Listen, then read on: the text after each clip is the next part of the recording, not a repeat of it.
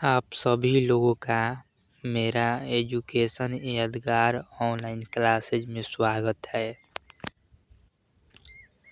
आज हम लोग पढ़ने वाले हैं बिहार बोर्ड कक्षा 10वीं का इतिहास। ये आप लोग हेडलाइन देखे होंगे, थंबनेल में भी आप लोग देखेंगे होंगे कि आज हम लोग पढ़ने वाले हैं चैप्टर 1 यूरोप में राष्ट्रवाद हम लोग पढ़ेंगे, जिसका वेरी ऑब्जेक्टिव क्वेश्चन हम लोग देखेंगे जो परीक्षा में आएगा। हम लोग स्टार्ट करते हैं। सबसे पहले हम लोग देखते हैं पहला क्वेश्चन। सबसे पहले पहला क्वेश्चन देखते हैं हम लोग। आप लोगों का पहला क्वेश्चन है नेपोलियन बोनापार्ट किस देश का शासक था? तो आप लोग का पहला ऑप्शन है जर्मनी, दूसरा ऑप्शन है फ्रांस, तीसरा ऑप्शन है इटली, चौथा ऑप्शन है आप लोगों का रूस। तो आपका सही जवाब होगा फ्रांस। ठीक है, अब हम लोग दूसरा क्वेश्चन देखते हैं। दूसरा क्वेश्चन आप लोगों का है फ्रांसीसी क्रांति कब हुई थी? तो फ्रांसीसी क्रांति कब हुई थी? पहला ऑप्शन आप लोगों का 1776, दूसरा ऑप्शन 1789, तीसरा ऑप्शन 1815, चौथा ऑप्शन आप लोगों का 1848। तो आपका सही जवाब होगा 1789। ठीक है, अब तीसरा क्वेश्चन देखते हैं हम लोग। तीसरा क्वेश्चन आप लोग का है वियना कांग्रेस का आयोजन कब हुआ? वियना कांग्रेस का आयोजन कब हुआ? तो आपका पहला ऑप्शन है 1789, दूसरा ऑप्शन है 1815, तीसरा ऑप्शन है 1830, चौथा ऑप्शन है 1848। तो आपका सही जवाब होगा 1815। ठीक है, अब चौथा क्वेश्चन हम लोग देखेंगे। चौथा का क्वेश्चन में आप लोग का है कि वियना कांग्रेस की अध्यक्षता किसने की थी? तो आपका सही आंसर होगा वियना कांग्रेस की अध्यक्षता किसने की थी? तो ऑप्शन ए है बिस्मार्क, ऑप्शन बी है मेटरनिक, ऑप्शन सी है गैरीबल्डी, ऑप्शन डी है काउर। तो आपका सही जवाब होगा ऑप्शन बी मेटरनिक। हम लोग पांचवा क्वेश्चन देखेंगे। पांचवा क्वेश्चन में है यंग इटली संस्थान की स्थापना किसने की? आपका पहला ऑप्शन है मैजनी, दूसरा ऑप्शन है काउर, तीसरा ऑप्शन है गैरीबल्डी, चौथा ऑप्शन है बिस्मार्क। तो आपका सही जवाब होगा 5 का ये मैजनी होगा। ठीक है, मैजनी होगा। छठा क्वेश्चन की तरफ हम लोग बढ़ते हैं। अब छठा क्वेश्चन है जर्मनी के एकीकरण का श्रेय किसे दिया जाता है? जर्मनी के एकीकरण का श्रेय किसे दिया जाता है? पहला ऑप्शन है मैजनी, दूसरा ऑप्शन है बिस्मार्क, तीसरा ऑप्शन है नेपोलियन, चौथा ऑप्शन है मेटरनिक। आपका सही जवाब होगा 6 का बी बिस्मार्क होगा। ठीक है, अब हम लोग आगे बढ़ते हैं 7 नंबर क्वेश्चन के तरफ।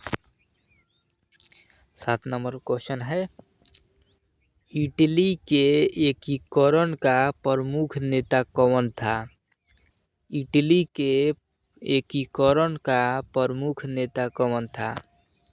आपका ऑप्शन है पहला मेजनी, दूसरा काउर, तीसरा गैरिबल्डी, चौथा सभी। तो आपका सही जवाब होगा सभी होगा, सभी होगा। मेजनी भी है, काबूर भी है, गैरिबल्डी, इसलिए आपका सही जवाब होगा इनमें से सभी।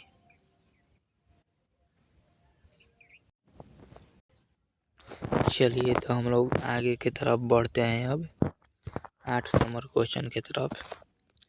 8 नंबर क्वेश्चन क्या कह रहा है? 8 नंबर क्वेश्चन कह रहा है कि रक्त और लौह की नीति किसने अपनाई? तो रक्त और लौह की नीति किसने अपनाई? पहला ऑप्शन है आपका मेजनी, दूसरा ऑप्शन है बिस्मार्क, तीसरा ऑप्शन है काउर, चौथा ऑप्शन है गैरिबल्डी। तो आपका 8 का सही जवाब होगा बिस्मार्क। ठीक है, 8 का आपका सही जवाब होगा बिस्मार्क, यानी ऑप्शन बी। अब हम लोग 9 नंबर क्वेश्चन देखते हैं। 9 नंबर क्वेश्चन क्या कह रहा है? फ्रैंकफर्ट संधि का गठन कब हुआ? फ्रैंकफर्ट संसद का गठन कब हुआ लिखा है। फ्रैंकफर्ट संसद का गठन कब हुआ? तो आपका पहला ऑप्शन है 1815, दूसरा ऑप्शन है 1830, तीसरा ऑप्शन है 1848, चौथा ऑप्शन है 1871। तो आपका 9 का सही आंसर क्या होगा? तो 9 का आप लोगों का सी होगा। 9 का आप लोगों का सी होगा, 1848 आप लोग का राइट आंसर है। अब हम लोग 10 नंबर क्वेश्चन देखेंगे। 10 नंबर क्वेश्चन क्या कह रहा है? जर्मनी का एकीकरण कब पूरा हुआ? जर्मनी का एकीकरण कब पूरा हुआ? इसका पहला ऑप्शन है 1848, दूसरा ऑप्शन है 1866, तीसरा ऑप्शन है 1871, चौथा ऑप्शन है 1914। तो 10 का सही जवाब होगा सी ऑप्शन, 1871 राइट आंसर है। अब हम लोग 11 नंबर क्वेश्चन देखेंगे। 11 नंबर क्वेश्चन में क्या लिखा है? इटली का एकीकरण कब पूरा हुआ? यानी इटली का एकीकरण कब पूरा हुआ? ऑप्शन ए है 1861, ऑप्शन बी है 1870, ऑप्शन सी है 1871, ऑप्शन डी है 1848। तो आप लोगों का 11 का सही जवाब क्या होगा? ऑप्शन बी, यानी 1870 सही आंसर होगा। अब हम लोग 12 नंबर क्वेश्चन पढ़ते हैं।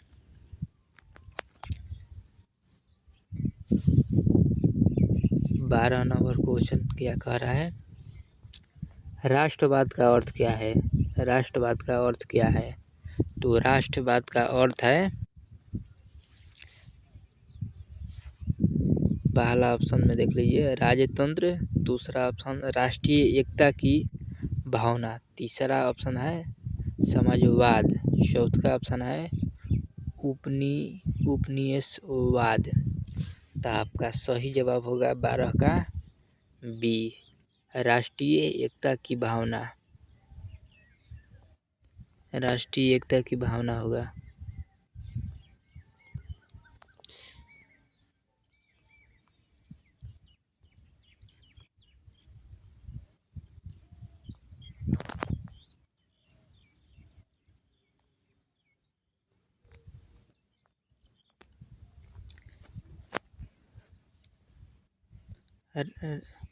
12 नंबर क्वेश्चन हम लोग देखने वाले थे ना, मिस्टेक हो गया क्या? ना देखिए 12 नंबर। अब हम लोग क्वेश्चन देखेंगे 12 नंबर में क्या लिखा है।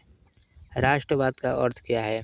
तो राष्ट्रवाद का अर्थ है राष्ट्रीय एकता की भावना। इसका बी ऑप्शन होगा, इसका बी राइट आंसर होगा। ठीक है, बी नंबर। अब लोग हम 13 नंबर देखते हैं क्वेश्चन। 13 नंबर क्या लिख रहा है। 13 नंबर में है मेटरनिक किस देश का राजनेता था। तो मेटरनिक किस देश का राजनेता था। ऑप्शन ए है फ्रांस, ऑप्शन बी है ऑस्ट्रिया, ऑप्शन सी है इटली, ऑप्शन डी है रूस। तो 13 का आपका सही जवाब होगा बी नंबर। बी नंबर में ऑस्ट्रिया। ठीक है, अब हम लोग 14 नंबर क्वेश्चन देखेंगे। 14 नंबर में है यंग यूरोप संस्था की स्थापना किसने की। तो आपका पहला ऑप्शन है मेजनी, दूसरा ऑप्शन है बिस्मार्क, तीसरा ऑप्शन है काउर, चौथा ऑप्शन है गैरिबल्डी। आपका सही जवाब होगा 14 का ए मेजनी। अब 15 नंबर क्वेश्चन देखेंगे हम लोग। 15 नंबर क्वेश्चन में है जर्मन साम्राज्य की घोषणा कहाँ हुआ। तो जर्मन साम्राज्य की घोषणा कहाँ हुआ। ऑप्शन ए में है रोम, ऑप्शन बी में है पेरिस, ऑप्शन सी में है वार्साय, ऑप्शन डी में है बर्लिन। तब 15 का आपका सही आंसर होगा सी वार्साय। ठीक है, अब 16 नंबर आप लोग देखते हैं। 16 में है इटली का प्रथम राजा कौन बना। इटली का प्रथम राजा कौन बना। तो इसका पहला ऑप्शन है ए, जिसमें विक्टर इमैनुएल द्वितीय, बी ऑप्शन में है गैरिबल्डी, सी ऑप्शन में है मेजनी, डी ऑप्शन है काउर। तो 16 का सही आंसर होगा 16 का ए होगा विक्टर इमैनुएल द्वितीय। 17 नंबर क्वेश्चन देखते हैं। काउर किस राज्य का प्रधानमंत्री था। काउर किस राज्य का प्रधानमंत्री था। पहला ऑप्शन है फ्रांस ए, जिसमें फ्रांस है, बी ऑप्शन में है बिटमांट शार्डिया, ऑप्शन सी है प्रासा, ऑप्शन डी है ऑस्ट्रिया। तो 17 का सही आंसर क्या होगा बी होगा बिटमांट शार्डिया। ठीक है, अब हम लोग 18 नंबर देखते हैं क्वेश्चन। 18 नंबर में क्या कह रहा है। 1848 की क्रांति सबसे पहले कहाँ शुरू हुई। तो 1848 की क्रांति सबसे पहले कहाँ शुरू हुई। ए में है फ्रांस, बी में है जर्मनी, सी में है इटली, डी में है रूस। तो 18 का सही आंसर क्या होगा ए नंबर होगा, जिसमें लिखा है फ्रांस। सही आंसर होगा फ्रांस। अब 19 नंबर क्वेश्चन देखते हैं। 19 में है यूरोप में राष्ट्रवाद का प्रमुख परिणाम क्या था। यूरोप में राष्ट्रवाद का प्रमुख परिणाम क्या था। तो यूरोप में राष्ट्रवाद का प्रमुख परिणाम क्या था। तो इसका सही जवाब कौन होगा 19 का, आप लोग बताइए। तो 19 का सही जवाब होगा 19 का ये राष्ट्रीय राज्यों का निर्माण। ठीक है, अब हम लोग 20 नंबर क्वेश्चन देखते हैं। 20 में क्या कह रहा है। 20 नंबर क्वेश्चन में है परासा किस देश के एकीकरण में प्रमुख था। तो परासा किस देश के एकीकरण में प्रमुख था। तो इसका सही जवाब होगा 20 का बी नंबर जर्मनी में। ठीक है। अब 21 नंबर हम लोग देखते हैं। गैरीबाल्टी किस देश से संबंधित था? गैरीबाल्टी किस देश से संबंधित था? 21 का सही जवाब होगा बी, इटली से। अब 22 में आते हैं हम लोग। वियना कांग्रेस का प्रमुख उद्देश्य क्या था? वियना कांग्रेस का प्रमुख उद्देश्य क्या था? तो वियना कांग्रेस का मुख्य उद्देश्य था कि इसका उद्देश्य था पुरानी व्यवस्था बहाल करना। ठीक है। अब हम लोग 23 नंबर आते हैं। राष्ट्रवाद का सबसे बड़ा प्रभाव किस पर पड़ा? तो राष्ट्रवाद का सबसे बड़ा प्रभाव किस पर पड़ा? तो यूरोप पे पड़ा। 24 नंबर देखते हैं। फ्रांस में गणतंत्र की स्थापना किस क्रांति के बाद हुई? तो 1789। 1789 सही जवाब होगा। 25 नंबर हम लोग अब देखते हैं। 25 नंबर क्या कह रहा है? यूरोप में राष्ट्रवाद अध्याय किस विषय से संबंधित है? यूरोप में राष्ट्रवाद अध्याय किस विषय से संबंधित है? ए में है भूगोल, बी में है इतिहास, सी में है अर्थशास्त्र, डी में है नागरिक शास्त्र। तो 25 का सही आंसर होगा आपका बी नंबर, जिसमें लिखा है इतिहास। अब हम लोग का क्लास यहीं पर एंड होता है। क्लास एंड होता है। ठीक है, एंड होता है।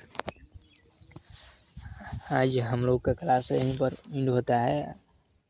अब आपका दूसरा पार्ट आएगा वेरी ऑब्जेक्ट का। इस सबसे आप लोग का 25 आज हम वेरी ऑब्जेक्टिव क्वेश्चन कराए हैं, जो परीक्षा में बार बार पूछता है, हमेशा आता है। अब हम लोग दूसरा पार्ट में करवाएंगे, जो सबसे अधिक बार परीक्षा में जो प्रश्न आता है वही हम लोग कराते हैं। तो यहीं पर आपका क्लास एंड होता है।